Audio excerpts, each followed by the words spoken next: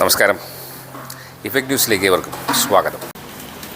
എൻ്റെ പേര് ജയചന്ദ്രൻ എന്നാണ്. ഞാൻ ആലപ്പുഴ ജില്ലയിൽ മാവേലിക്കര താലൂക്കിൽ വള്ളികുന്നം വില്ലേജിൽ ആണ് എൻ്റെ വീട്. നിങ്ങൾ ദയവ് ചെയ്ത് ഞാനൊരു പത്രക്കുറിപ്പ് തന്നിട്ടുണ്ട്.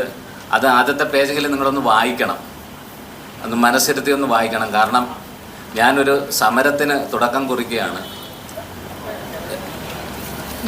നമ്മുടെ ബഹുമാനപ്പെട്ട മുഖ്യമന്ത്രിക്ക് 25/6/2026 ഒരു പരാതി അയച്ചിരുന്നു. എൻ്റെ കേസുമായിട്ട് ബന്ധപ്പെട്ട് ഞാൻ ആലപ്പുഴ ജില്ലാ സഹകരണ ബാങ്കിലെ ഒരു മുൻ ജീവനക്കാരനായിരുന്നു. അപ്പം അവിടെ എന്നെ ഒരു കള്ളക്കേസിൽ കുരുക്കി എന്നെ ഒരു ദിവസം പോലീസ് കസ്റ്റഡിയിലും 7 ദിവസം ജയിലിലും അടച്ച് തുടർന്ന് എന്നെ പിരിച്ചുവിട്ട ഒരു സംഭവമാണ്. അതിൽ എനിക്ക് നീതി കിട്ടാൻ വേണ്ടി ഞാൻ ഒരുപാട് അലഞ്ഞു. ഞാനിവിടെ സെക്രട്ടേറിയറ്റ് പഠിക്കൽ 2013 13/9/2013 മുതൽ 2/11/2013 വരെയുള്ള 51 ദിവസം ഒറ്റയാൻ സമരം നടത്തി. അപ്പം ആദ്യം എൻ്റെ കേസ് വള്ളികുന്നം പോലീസ് അന്വേഷിച്ചു, പിന്നെ ആലപ്പുഴ ക്രൈം ഡിറ്റാച്ച്മെൻറ്റുകാർ അന്വേഷിച്ചു, പിന്നെ ഞാനിവിടെ സമരത്തിന് വന്നപ്പോഴത്തേക്ക് ക്രൈംബ്രാഞ്ച് അന്വേഷിച്ചു. ഇവരെല്ലാം കള്ള കുറ്റപത്രം കൊടുക്കുകയായിരുന്നു. എന്നെ ആദ്യ കായംകുളം കോടതി 2022 കുറ്റവിമുക്തനാക്കിയതിന് ശേഷം വീണ്ടും അന്നേരം കേരള ബാങ്ക് ആക്കി ഞാൻ തിരിച്ചു കയറാൻ അപേക്ഷ കൊടുത്തപ്പോഴത്തേക്ക് അവർ അത് 299 ദിവസം ഡിലേ ആക്കിയിട്ട് നമ്മുടെ ആലപ്പുഴ ജില്ലാ കോടതിയിൽ അപ്പീൽ ഫയൽ ചെയ്തു. അപ്പീൽ സ്വീകരിച്ചുകൊണ്ട് അപ്പീൽ കോടതി എന്നെ വെറുതെ വിട്ട് ഉത്തരവ് റദ്ദ് ചെയ്തു 2024. വീണ്ടും കായംകുളം കോടതിയിൽ കേസ് വിസ്തരിക്കുകയും ഞാൻ എൻ്റെ കേസ് സ്വന്തമായിട്ട് ഞാൻ വാദിച്ച് അങ്ങനെ 29/11/2025 ഞങ്ങളെ വീണ്ടും കുറ്റമുക്തരാക്കി. അപ്പോൾ എനിക്കറിയേണ്ട ഒരു കാര്യമെന്ന് പറഞ്ഞു കഴിഞ്ഞാൽ, എന്തിനാണ് എന്നെ സസ്പെൻഡ് ചെയ്തത്? എന്ത് കുറ്റം ഞാൻ ചെയ്തിട്ടാണ് എന്നെ സസ്പെൻഡ് ചെയ്തത്? എന്തിനാണ് എന്നെ ഒരു ദിവസം പോലീസ് കസ്റ്റഡിയിൽ ക്രൂരമായി മർദ്ദിച്ച് 7 ദിവസം ജയിലിൽ അടച്ചത്? അപ്പം ഈ കേരള ഹൈക്കോടതിയെയും ഗവൺമെൻറ്റിനെയും തെറ്റിദ്ധരിപ്പിച്ചുകൊണ്ടിരിക്കുകയാണ്, കള്ളത്തരങ്ങൾ പറഞ്ഞ് തെറ്റിദ്ധരിപ്പിച്ചുകൊണ്ടിരിക്കുകയാണ്. എൻ്റെ സസ്പെൻഷൻ അവർ പറയുന്ന ഡേറ്റ് 18/4/2009 എന്നാണ്. അത് തെറ്റാണ്. എന്നെ സസ്പെൻഡ് ചെയ്തിരിക്കുന്നത് 18/2/2009 അപ്പോൾ 18/2/2009 എൻ്റെ ഏറ്റവും അവസാനം ഞാൻ എൻ്റെ പിരിച്ചുവിടൽ ഉത്തരവ് തന്നിട്ടുണ്ട്. ആ പിരിച്ചുവിടൽ ഉത്തരവിൻ്റെ 4-ാം പേജിൽ 11 പറയുന്നത് എന്നെ പ്രഥമ ദൃഷ്ട്യാ കുറ്റക്കാരനായി കണ്ട് 18/2/2009 പോലീസ് കസ്റ്റഡിയിൽ എടുത്തുകൊണ്ടാണ് എന്നെ സസ്പെൻഡ് ചെയ്തതെന്നും 54/2009 നമ്പർ FIR ഞാൻ പ്രതിയാണെന്നുമാണ്. എന്നാൽ ഈ ബാങ്ക് കൊടുത്തേക്കുന്ന പരാതിയിലോ FIR ഞാൻ പ്രതിയല്ല.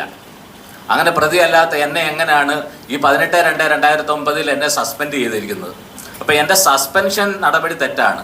അതുകൊണ്ട് തുടർന്നുള്ള നടപടികളും തെറ്റാണ്. ഇപ്പോൾ കേരള ബാങ്ക് ഗവൺമെൻറ്റിന് കൊടുത്തിരിക്കുന്ന, രജിസ്ട്രാർക്ക് കൊടുത്തിരിക്കുന്ന മറുപടി എന്ന് പറഞ്ഞു കഴിഞ്ഞാൽ ആഭ്യന്തര അന്വേഷണം നടത്തിയാണ് എന്നെ പുറത്താക്കിയിരിക്കുന്നത്. ആഭ്യന്തര അന്വേഷണം നടത്തിയാണ്. 2 പ്രാവശ്യം കോടതി കുറ്റവിമുക്തനാക്കി. അങ്ങനെയാണെങ്കിൽ ആഭ്യന്തര അന്വേഷണത്തിലെ തെളിവുകൾ കോടതിയിൽ ഹാജരാക്കിയായിരുന്നെങ്കിൽ എന്നെ ശിക്ഷിക്കുമായിരുന്നില്ലേ? അപ്പം ഈ കള്ളത്തരം പറഞ്ഞ് ഞാൻ M.Com MBA വരെ ഗവൺമെൻറ്റിൻ്റെ സഹായത്തോടെ പഠിച്ചു വന്ന ഒരാളാണ്.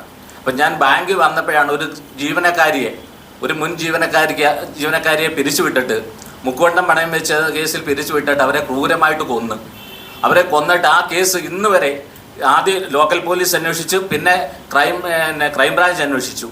ഇന്ന് വരെ ആ കേസിൻ്റെ പ്രതികളെ പിടിച്ചിട്ടില്ല.